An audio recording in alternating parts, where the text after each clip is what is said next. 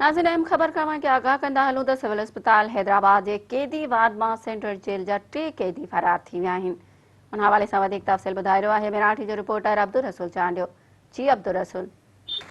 जी हाँ, बिल्कुल सिविल अस्पताल हैदराबाद के कैदी वार्ड में पुलिस की मुबैना गिफ़लत सबब सेंट्रल जेल हैदराबाद में कैद काटींदड़ जेके 3 कैदी आहिनि उहे फरार थी विया आहिनि।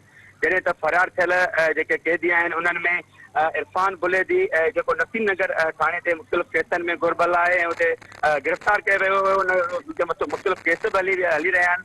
ॿिए तरफ़ अटई थाणे ते दाख़िल हिक केस में बाबर लाखो ऐं जॾहिं त ॾंडो जाम में हिकिड़े केस में गिरफ़्तार कयल मोहसिन मसीह शामिल आहिनि।